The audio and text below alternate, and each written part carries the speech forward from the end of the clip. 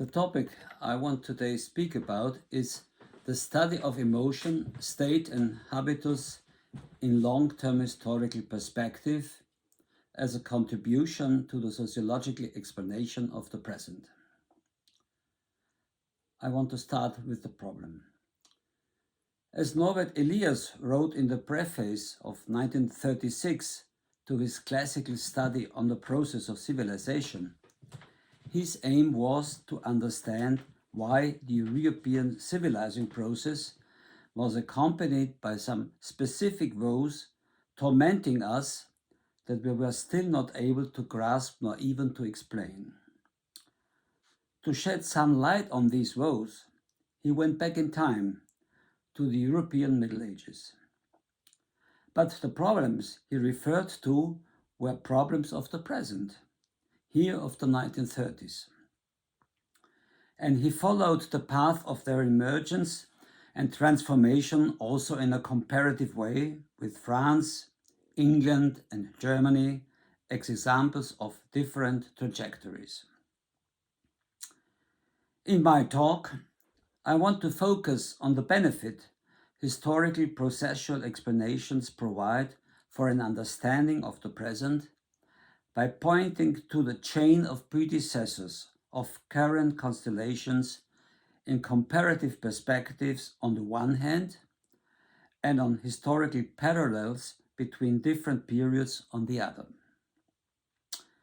The examples considered here are taken from my earlier work on the price of civilization, on authority, state and national character, and on the military habitus of the late Habsburg monarchy.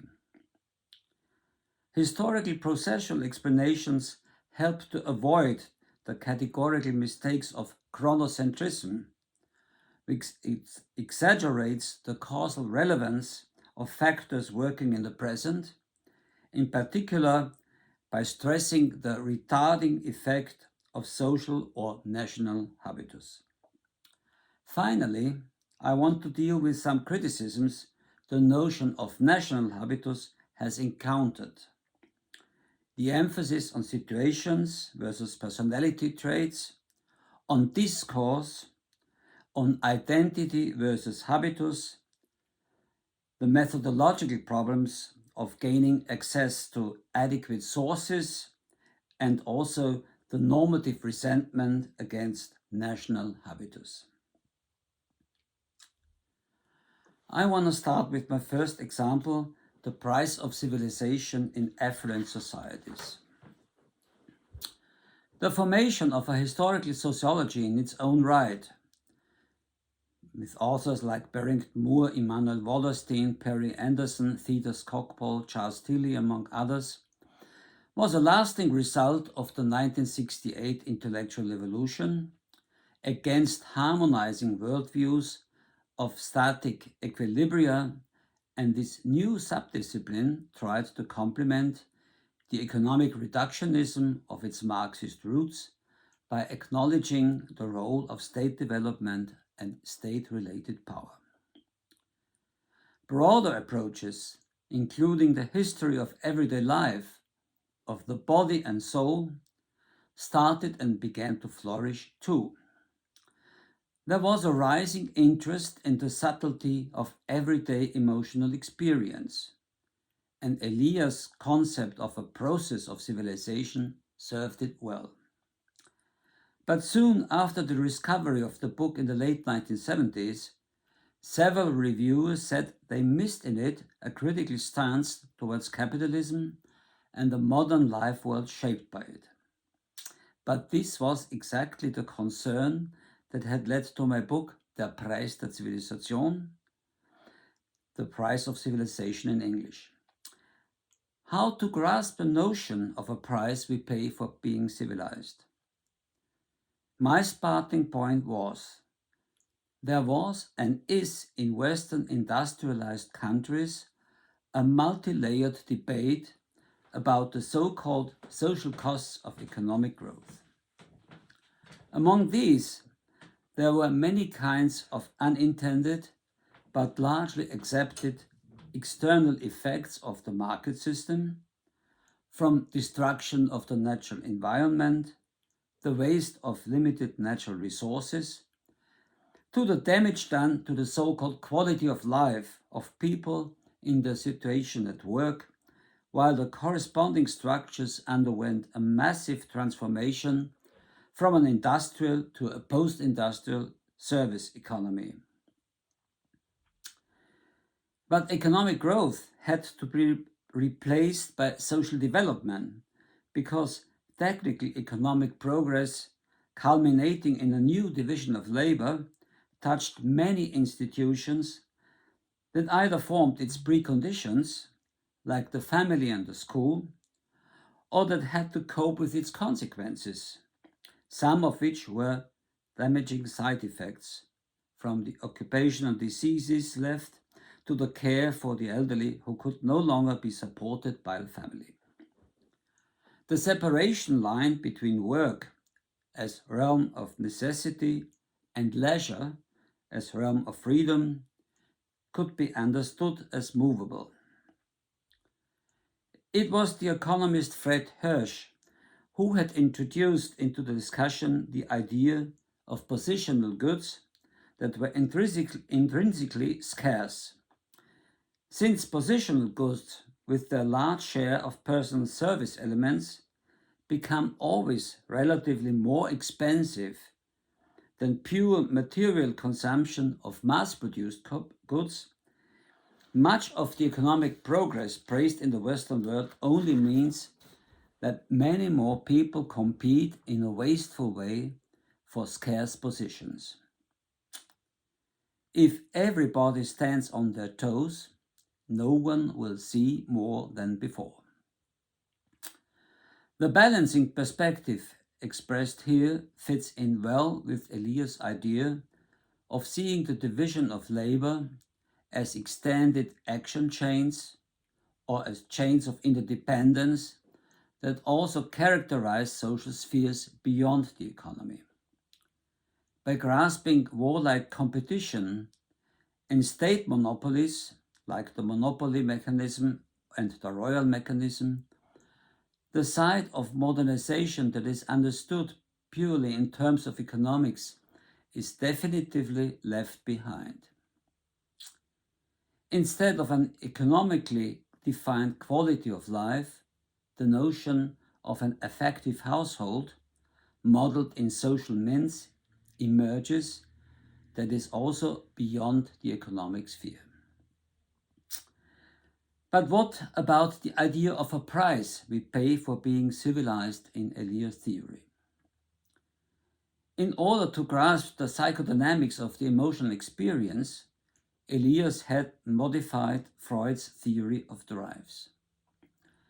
For him, not only the superego, but also the I and the it were historically variable. What Freud had called the plastic psychic apparatus had now become the apparatus of self-constraint, creating a historically changeable psychic habitus. The curbing of vital drives is normally a product of the socialization in families.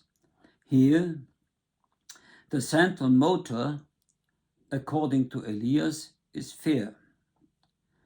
Children can have very punishing parents, as the history of European childhood has made sufficiently clear, and education can lead to the anesthetization of whole or partial drives to the point of their paralysis, making people virtually unable to experience pleasure at all. Psychopathologies of all kinds, like obsessive-compulsive disorders, for example, can result from ill-conceived civilizing pressures exerted on the individual in the formative years, but also more generally from the failure to adapt to challenging social pressures afterwards.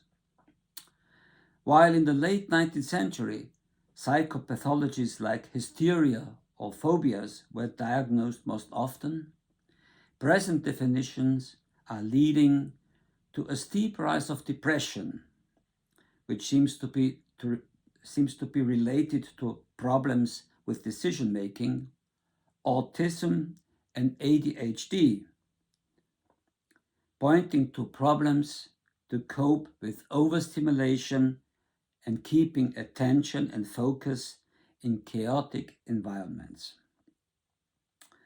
There can indeed be a heavy price to be paid for being civilized. As Elias argued, as a result of the civilizing pressures, consciousness becomes less permeable for drives, and drives less permeable for consciousness. One's own body becomes encountered as a stranger. An invisible wall separates us from experience of strong body-related effects. Elias himself was very well aware of the huge gap between the upper class of the Ancien regime and the qualitatively new mechanisms bringing about the rise of commercial and industrial middle classes. The 19th century world of the working bourgeoisie finally replaced or complemented the face-to-face interaction in courts and salons of the aristocracy by the anonymity of relations based on money, commodities and professions, demanding other skills than elegance, wit and manners, mostly implying hard work, diligence and virtue. These qualities have their own different prehistory. On the other hand, the rich 16th and 17th century courts of princes and kings had led to refinement of tastes in a way similar to the dramatic metamorphosis of our pre-industrial, crude and unclean living conditions to the highly technicized, hygienic and brilliantly polished apartments and offices of today. The transformation of warriors into courtiers resembles that of peasants and manual workers into peaceful students and non-manual employees in a process combining pacification and inhibition of spontaneous impulses. There are indeed interesting historical parallels between different epochs that are worth to be studied. Although in the late 20th century work was still the most important sphere of life, it had to be defined more broadly under the conditions of the simultaneous processes of bureaucratization and the rise of a mass consumer capitalism. The Frankfurt School theoretician Erich Fromm's theory of personality, for instance, diagnosed a shift from a more authoritarian type of social character to a marketing type of character.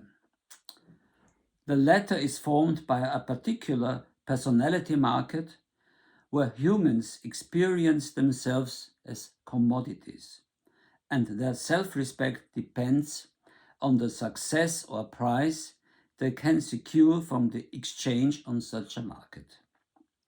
Failure will result in shame. In order to be liked, men and women under such conditions will do everything to please, function as efficiently as they can, and change their self according to these often quickly changing demands. Appearance, masks, and bluff dominate over the more authentic emotions these people might still have but are forced to hide, until they reach the stage when they seem no longer to be able to love or to hate. The price they have to pay for being accepted and respected by superiors, colleagues, and clients. But do these things only happen in the world of modern offices? Everyone familiar with the description Elias gave of the French court, seen through the eyes of the Duke of Saint-Simon, can see the close similarity to the complex schemes of cautious courtiers, the hiding of every emotion of envy or their eagerness to improve their rank, their anticipation of possible dangers to their position, and their willingness to please the king. Studying long-term processes helps to avoid chronocentrism, the categorical mistake that overrates the present compared with the past. What now can be learned from such a historical sociology for the study of the present? I want to outline 3 points. It can deliver, first, a prehistory of quite general traits and problems, also of contemporary society, by illuminating their antecedents step by step. Here, the limit of Elias' opus magnum is the deliberate neglect of models generated by the clerics, by the monks, by religion and church. But the method to link macro structures to emotional experience can be applied to religion too. Second, the diffusion of the courtly heritage to the broader middle classes, as in the concept of civilité, is only a partial prehistory of the modern working bourgeoisie of the 19th and 20th centuries. But as a partial prehistory, it can also provide interesting parallels between different epochs, which can be explained with the help of theoretical models and which avoid chronocentrism too.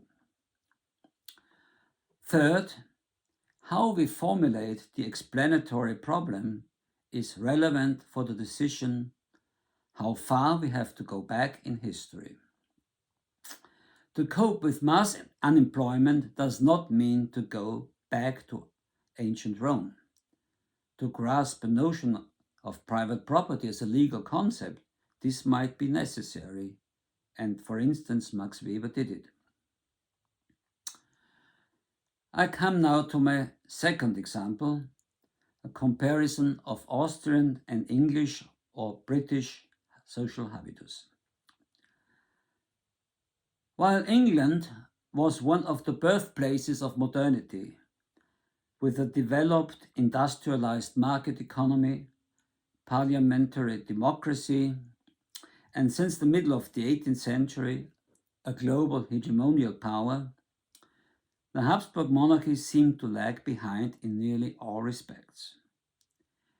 Many even saw the monarchy as a Völkerkerker, a prison of the peoples, and until recently it has been regarded as a variant of Eastern absolutism, from Marx and Engels to modern theorists like Perry Anderson. Was one leading historical sociologist, Michael Mann, right when he juxtaposed British liberalism to German, Japanese, and Austrian authoritarian monarchy, all of these possibly turning to some sort of fascism or authoritarian socialism? The new millennium sees both societies reduced, but do they still rely on their different forms of habitus? National mentalities or characters may be said to represent those forces which sometimes and unexpectedly resist most strongly and emotionally to such adaptations, even if these are seen as necessary and sensible by all. The Habsburg monarchy was not a nation state, and Britain has also always been more than just England. Therefore, we refer, at least in the Austrian case, better to a state character than a national one. But nevertheless, also modern young nation states like the small Republic of Austria, the Czech Republic, Slovakia, Slovenia, modern Croatia or Hungary are still, I think, partly influenced by the history of the dynastic state.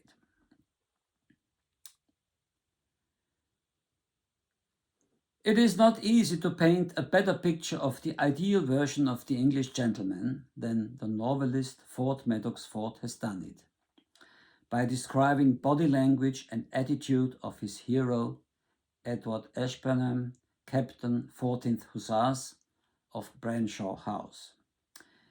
Here the gentleman is not only defined through his descent, he is also a good soldier, and there is a mystical quality in his appearance which remains indefinable. Courage, loyalty, honor, and constancy form parts of it, and so does a perfect control of expression, his English reserve. In addition, Ashburnham is an expert in the arts of the chase, of all kinds of adventures, of excellent horses, the best boots, the finest soap, the best brandy. He is a darling to all ladies and belongs, without any doubt, to the good people. At the same time, he is a benevolent lord of the manor, caring for the poor and helpless.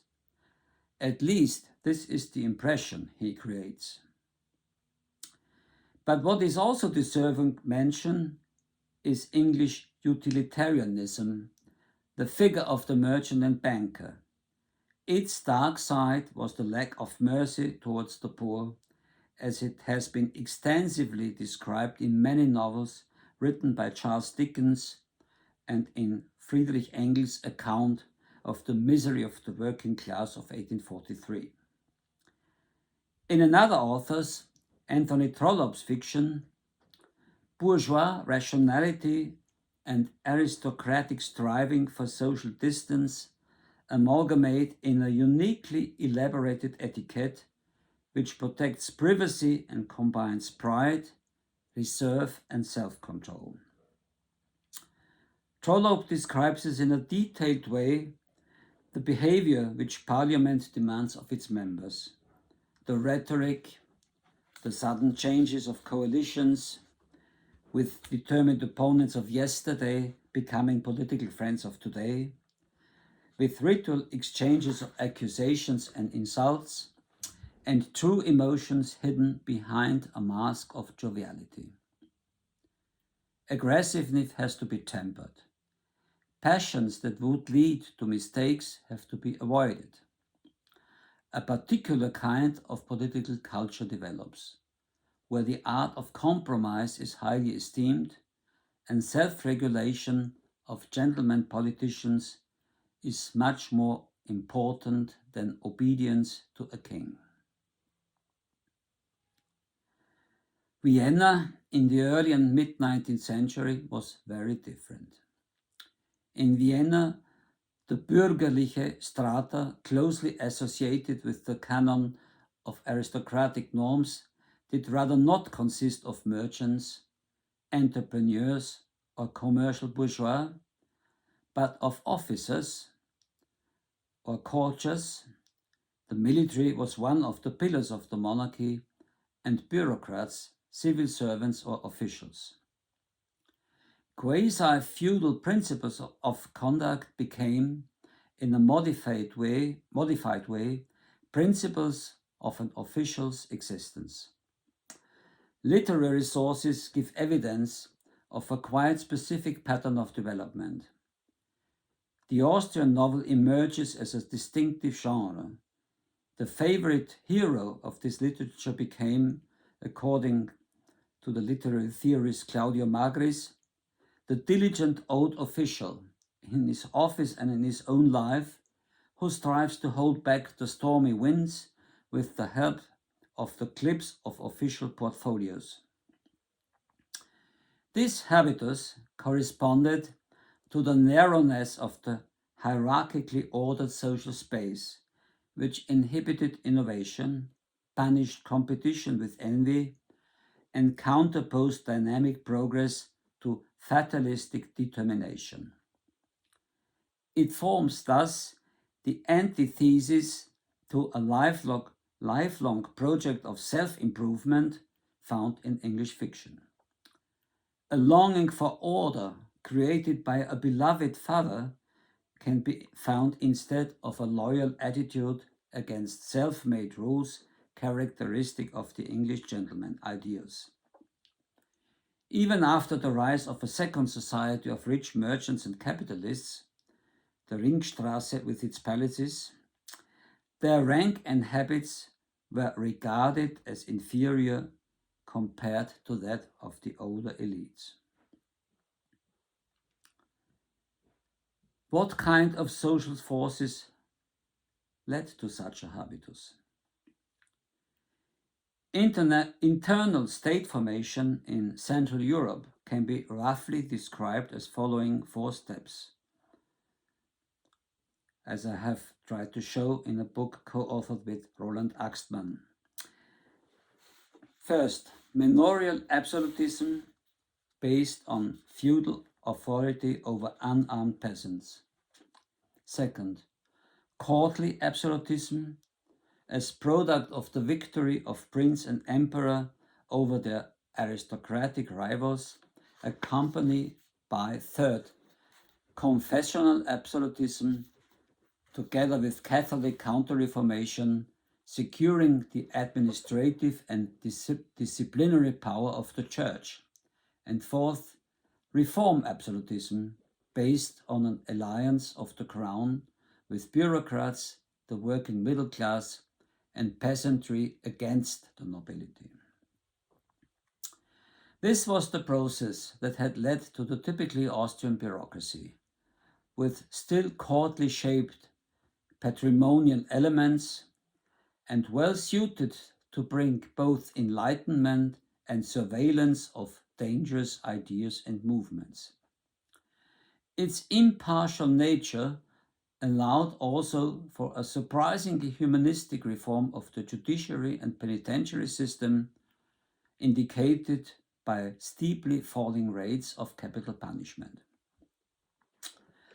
The impact of all these factors and stages of an Austrian civilizing process on a Habsburg state-shaped habitus could be felt and observed throughout the tumultuous 20th century and can be experienced until even today. It resulted in a sharp divide between an urban and a rural, feudal, Catholic political landscape in the time after World War I. The working class developed unitary, centralistic structures in political party and trade unions, forming a figuration of two in open conflict with the bourgeoisie. In the reduced small state of Austria between the world wars, a habitus shaped by court and bureaucracy proved to be unable to withstand the forces of German nationalism that had been both created internally already during the late monarchy and executed externally as threat by Nazi Germany. The state monopoly of power had nearly broken down, but habitus still prevailed. During the short civil war of 1934 between socialists and Austro-fascists, fighters from the Republikanische Schutzbund did not occupy important railway stations since they were not in possession of legally acquired tickets. The British journalist Geddy reported this in his book Fallen Bastions of 1939. After World War II, a political system called neo-corporatism rose that managed to avoid costly and damaging strikes and achieved remarkable political stability.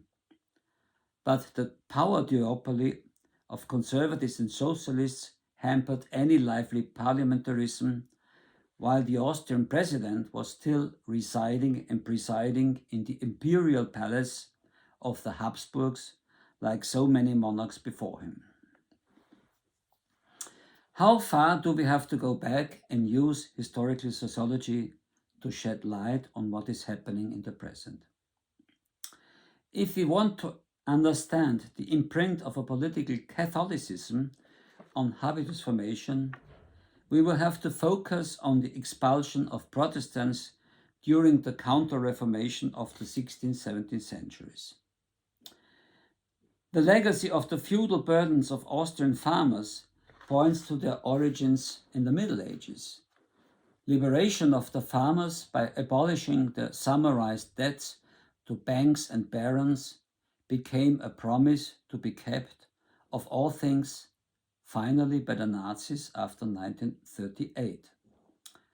After 1945, the welfare state that was to follow after the terrible war was not simply result of the victory of socialism, but also of a collectively shared habitus with its roots in the reform absolutism of Joseph II.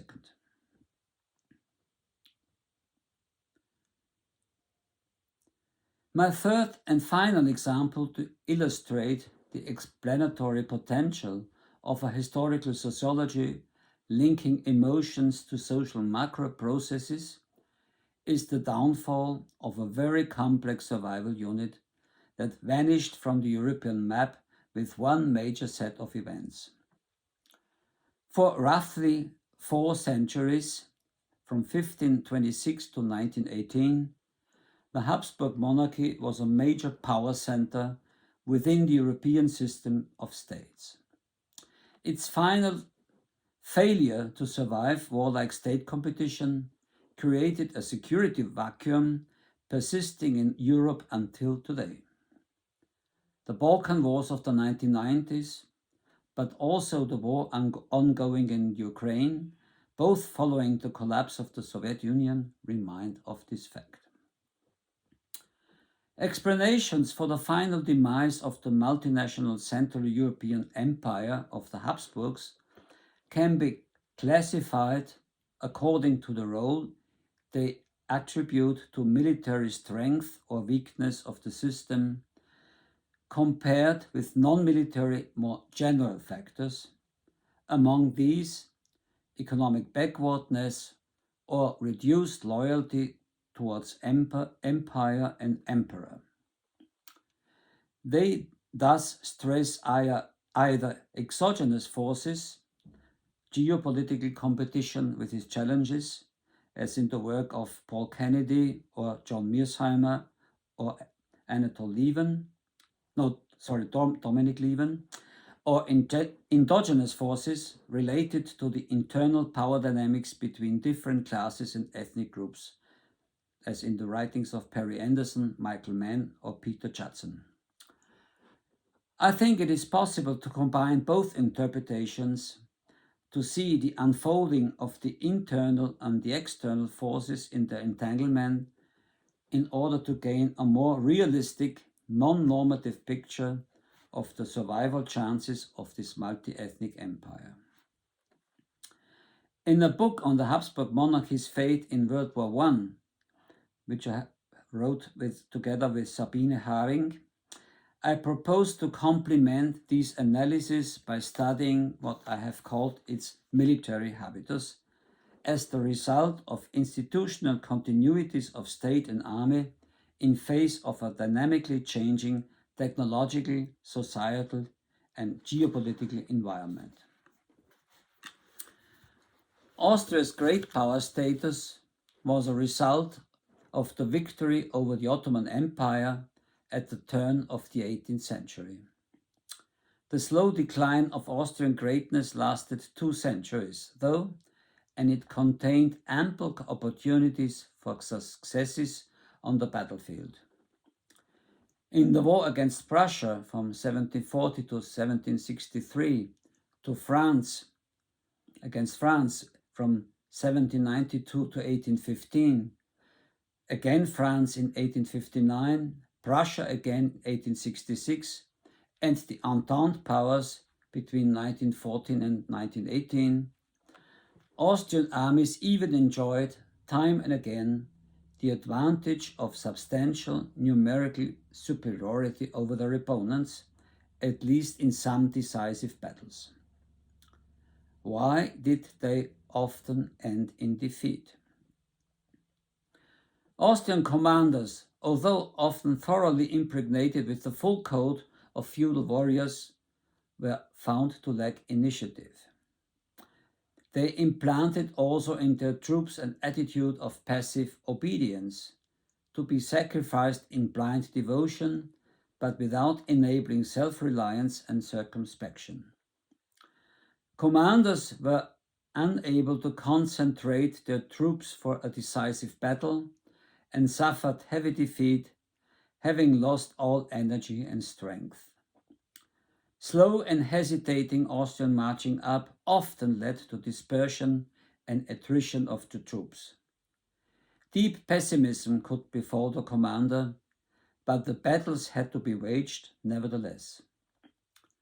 When all was already lost, several suicidal attacks could bring immense losses.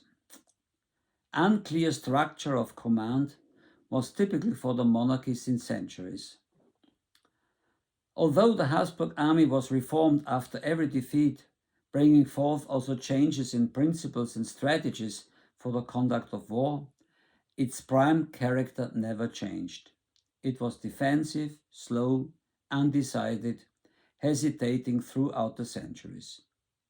Education, training, logistics, and organization certainly played their role, but these factors cannot explain the extraordinary stability of this trait. I cannot go into detail how I think it was possible to grasp, to describe, and what is even more challenging, to explain this Habsburg military habitus. Is it an Austrian state habitus as an equivalent to a national habitus in more homogeneous nation states that was or has been until today deeply anchored in the average Austrian citizen? I am inclined to say yes, since risk aversion and hesitation seem to be typical for the inhabitants of many Central European successor states of today. But some of the commanders were born outside the confines even of the former Habsburg lands. It is certainly necessary to distinguish between the hierarchical levels of commanders, officers, and common soldiers. On the level of commanders, the institutional forces shaping selection, qualification, and training have to be taken into account. A French observer once called Austrian commanders dismissively great lords dressed as generals. But the last of a long list, Conrad, was regarded as a military expert or even genius, and nevertheless, exactly his reckless offensives, executed by mediocre, mostly German-speaking officers, sacrificed hecatombs of common soldiers and brought defeat much closer. On the level of officers and of the army bureaucracy, conservative ritualism conflicted with the reforms necessary after every defeat. But although the supranational esprit de corps secured its cohesion, it could not deliver victory. On the level of the common soldier, discipline had to be enforced under the differing circumstances from the 18th century long-serving peasants till the later, from 1868 onwards, general short-term conscription of men from 12 nations who could not always be trusted to fight against their co-nationals on the enemy side. The best solution is, as I think, to treat the Austrian military habitus as a blend between cognitively structured patterns of perceptions and emotions organized in the effective household of members of the whole military organization of the Habsburg monarchy. Its internal state formation was notoriously difficult.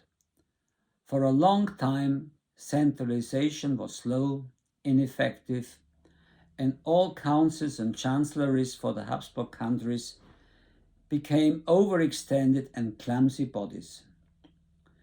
Since 1526, when Bohemia and parts of Hungary fell under Habsburg rule, the heterogeneity and openness of the system guaranteed that every attempt to create a great power army met first with the resistance of noble estates. Economic and bureaucratic modernization led, second, to the rise of nationalisms that opposed any generous funding for a common army. These forces mirrored also the larger geopolitical environment of ambitious nation-states and rivaling empires, a system in which the military branch of this double state had to function.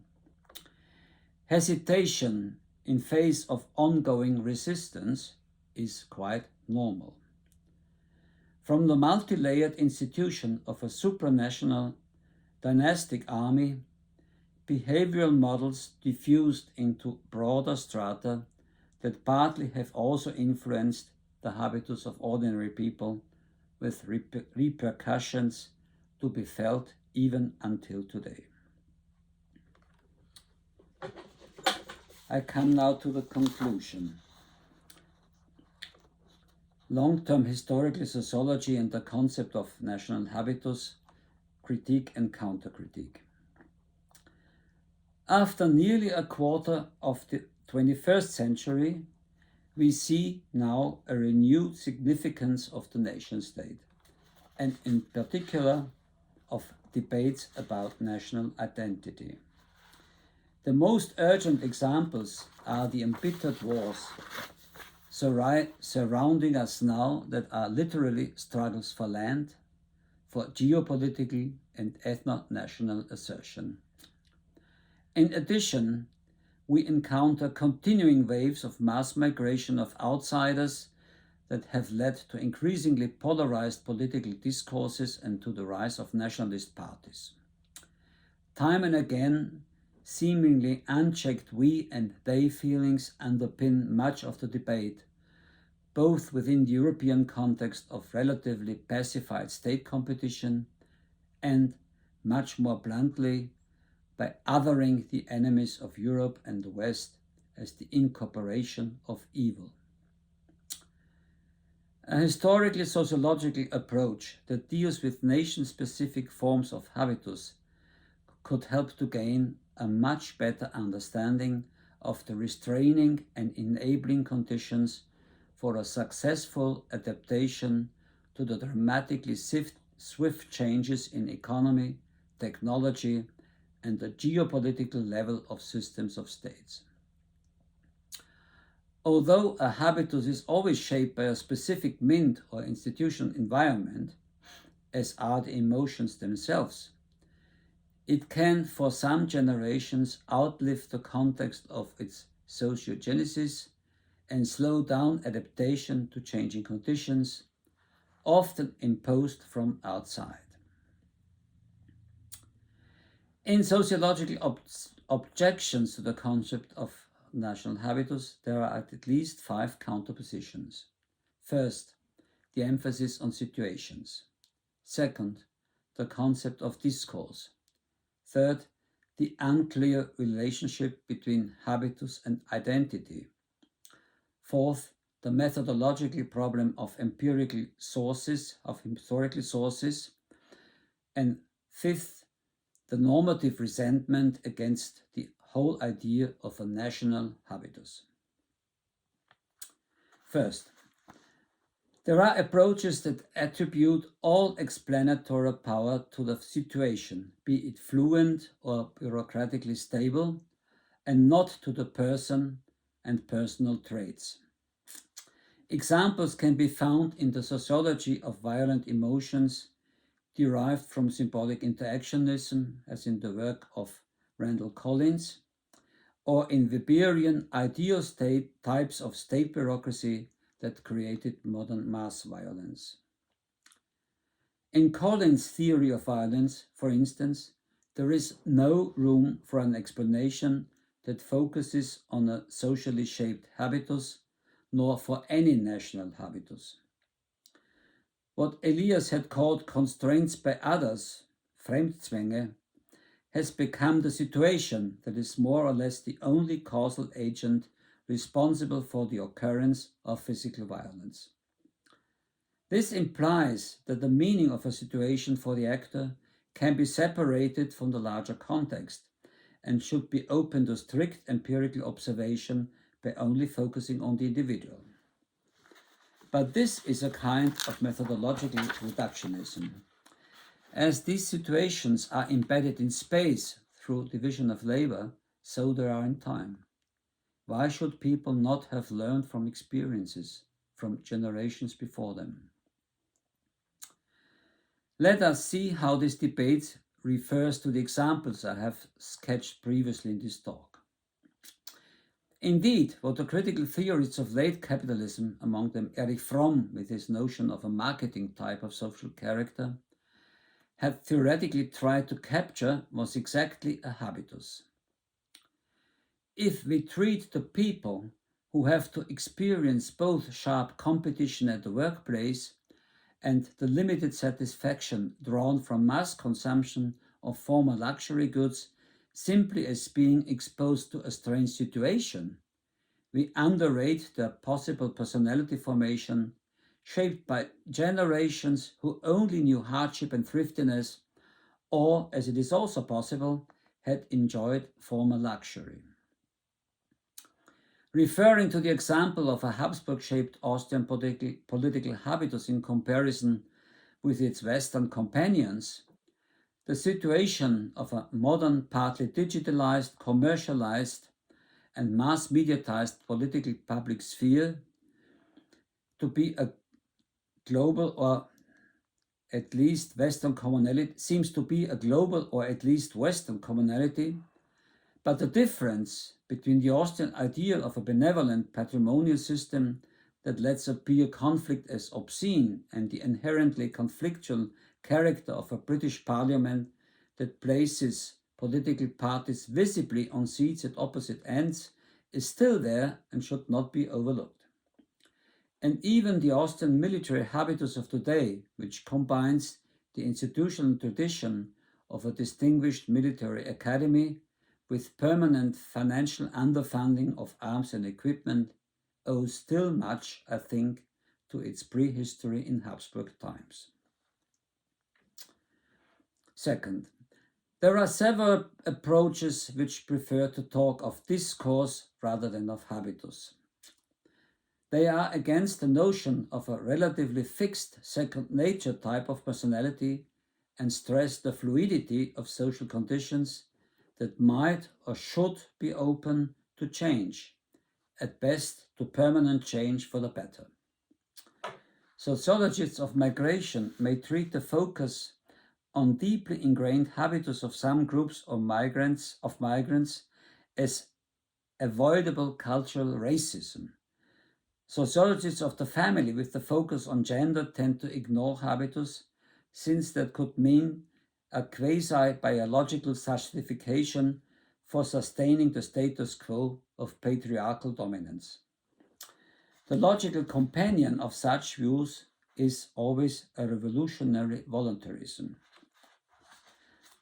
Political discourse and habitus do not exclude each other, but a fair and reflexive discussion has to take the second nature character of the latter into account. If political discourse focuses on the deficiency of Austrian political culture, reciprocal recriminations are unproductive compared to insights that take the long and winding path from former patrimonialism and struggle between the big political camps or nationalities into account. Another example, Europeans' remembrance of World War I as practiced 100 years after the war between 2014 and 2018, drifted not seldom into a renewed blame discourse. I think it helpful to understand the logic and emotions that constitute the late feudal code of honor guiding also the Austrian and other European political and military elites in the year 1914, and to accept that their habitus generated inner constraints that were as real as roadblocks. These insights might also be helpful in face of the present wars around us. Third, quite similar to the idea of discourse is also the meaning of identity in respect to its balance between reflection and unconsciousness. We should be aware that habitus and identity refer to each other, but are not the same. They can even be conceptualized as oppositions to each other in respect of the degree of reflection and consciousness. A national identity owes a lot to a reflected national memory and can differ enormously from the corresponding habitus. Franz Kafka's Trial, for instance, can be seen as the epitome of a Habsburg bureaucratic habitus, but his biography and his books have also been rightfully claimed as expressions of a Czech and Jewish identity. Many Habsburg citizens had at least two layers of we feelings, a dynastic emperor and state-oriented and a national one. In the case of Austria, between the wars, the struggle between German and Austrian we feelings continued. Even more pronounced was the split between national we feelings and the Habsburg heritage in the other new nation states. Only through a process of painstaking reflection could the legacy of the deceased monarchy become integrated into respective national identities. Fourth, there are in social history and historical sociology source-oriented positions, Leslet, for instance, or Goldthorpe, for which habitus is predicated on the discovery of hard data, as, for instance, official files and documents. Measurement-oriented social historians do not trust literary sources. The solution to this dilemma demands two steps. One consists in the careful analysis of the pragmatic context in which soft, qualitative data were produced, etiquette books, novels, films, ego documents. The other is the formation of theoretical synthesis and models that cannot be simply mapped to isolated measurement. Literary authors often do not only produce useful source material, they can also contribute to sociology itself. Literature can even turn into sociology if correctly analyzed. Here, the methodological standard is that of empirical sociology, and possible bias can be sorted out by applying a sociology of knowledge perspective on both the writer and the reader. Fifth, finally, a counterposition is aimed less at the idea of habitus itself, but opposes strongly the notion of a national or state-based habitus. Critics regard it as the mere expression of a prejudice with the aim of glorification or degradation. Both is seen as morally wrong. The line of critique insists instead upon variation. There may be a large variance of personal characteristics like politeness or assertiveness everywhere. Against this position, Inkeles and Levinson have already argued for the studying of a modal personality as being shaped by cultural systems in a stochastic manner. And following Elias, the affective experience of humans in specific minds can never be explained by looking at the individual alone. What we need is a theoretical model of the whole, and this is culturally specific given the path dependence on earlier developments.